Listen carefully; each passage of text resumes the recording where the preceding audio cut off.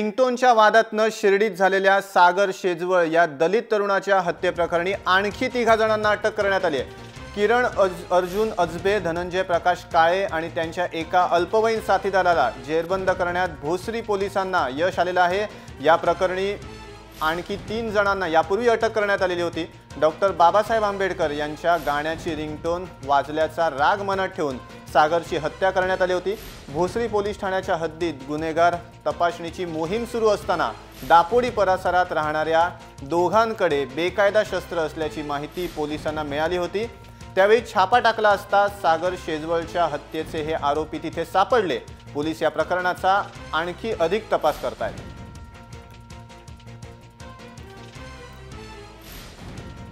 अधिक माहिती जाणून घेऊयात आमचे प्रतिनिधी रवींद्र महाले यांच्याकडनं। रवींद्र, काय अधिक माहिती देशील? 3 आणखी आरोपींना अटक करण्यात आली आहे। नक्कीच अनिकेत, गेल्या काही दिवसापूर्वी सागर शेजवळ या दलित मुलाची निर्घुणपणे हत्या करण्यात आलेली होती। त्यातील 9 आरोपी होते।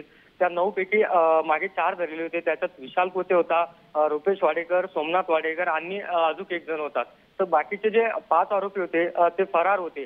त्यातील जे काल भोसरी पोलिसांची जी मोहीम सुरू होती, त्या मोहीममध्ये जे काल भोसरीमध्ये 2 आरोपी धरण्यात आलेले, 3 आरोपी धरण्यात आलेले, त्यात एक नाबालिका आहेत, असे एकूण 7 आरोपी धरलेले आहेत। त्यातील आता 2 आरोपी फरार आहेत आणि त्यांचा शोध आता शिर्डी पोलीसही करत आहेत। अनिकेत सर, धन्यवाद तुम्ही दिलेल्या सगळ्या माहितीबद्दल। तर शिर्डीतील सागर शेजवळ या दलित तरुणाच्या हत्येप्रकरणी आणखी 3 जणांना अटक करण्यात पोलिसांना यश आलेलं आहे।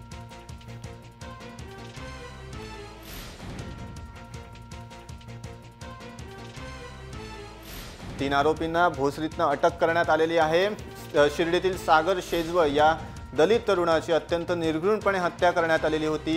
कारण अत्यंत क्षुल्लक होतं। मोबाईलवर डॉक्टर बाबासाहेब आंबेडकर यांच्या संबंधीची रिंगटोन वाजली होती आणि त्यामुळे सागरला हटकण्यात आलेलं होतं।